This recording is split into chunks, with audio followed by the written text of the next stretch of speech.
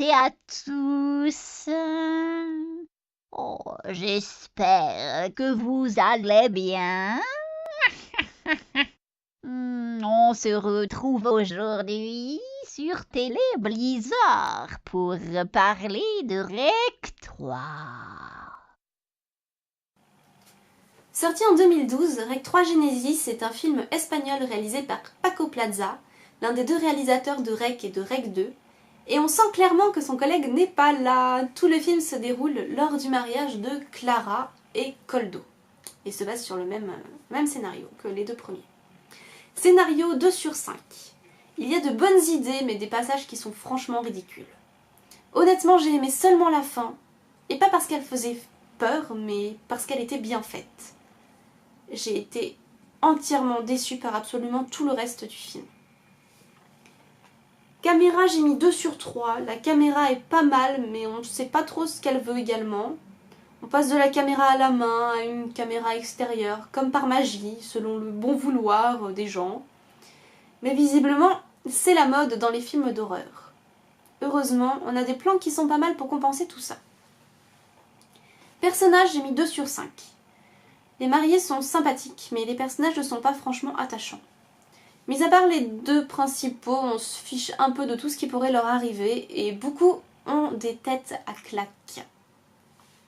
Jeu d'acteur, j'ai mis 4 sur 5. Il est bon, on peut pas dire le contraire. Mais encore une fois, les acteurs font ce qu'il leur est demandé. Son, j'ai mis 1 sur 3. Alors, il m'a pas du tout marqué. Je m'en souviens même pas, pour vous dire, à l'heure où je tourne. Mais je me souviens qu'il collait au film, donc pas de problème à ce niveau-là, mais rien d'exceptionnel, pas très folichon.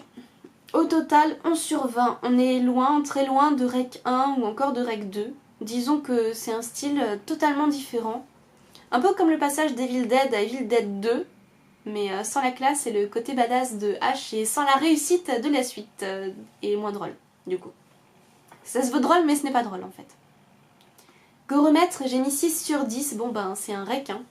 C'est pas un brain dead, c'est un rec. On a du sang partout, des cadavres partout, mais des scènes quand même plus gore que dans les précédents. C'est recherché.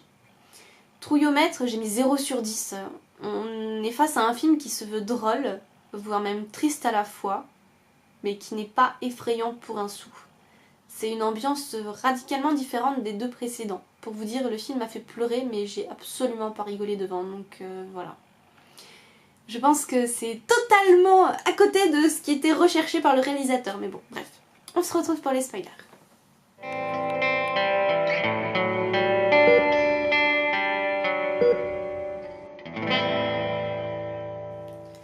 Alors ma toute première déception, ça a quand même été le coup de la tronçonneuse.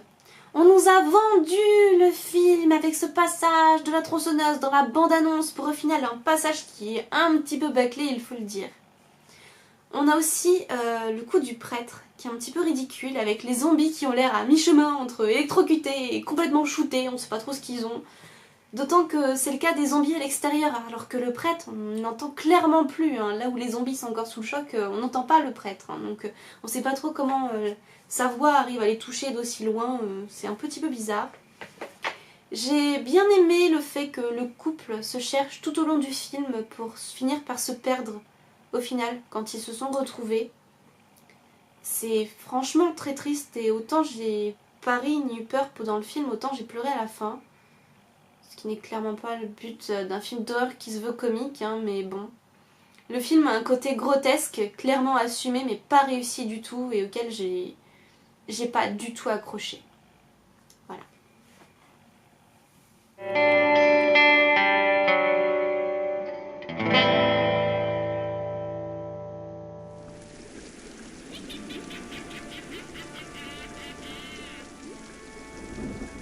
Bonjour tout le monde, c'est Lekba qui vous parle et...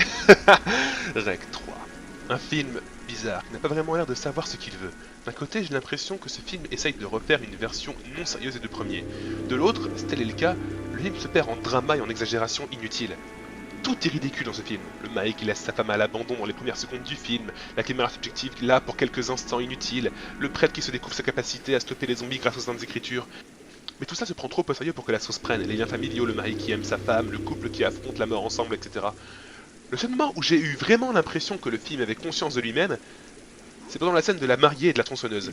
Là, j'ai eu de l'espoir. Là, je me suis dit, ça y est, le film nous dit fuck it, maintenant je vais botter des culs. Sauf que, non. Au final, ce film n'est ni une parodie, ni un film sérieux, ni un film réussi, ni un film immersif, mais plutôt un immense ensemble incohérent de bonnes idées contradictoires les unes par rapport aux autres. Qui, à trop vouloir s'asseoir entre deux chaises, n'aura réussi qu'à se casser le coccyx sur le plancher. Il n'empêche que j'ai adoré la scène de la tronçonneuse. À bientôt sur Télé Bizarre.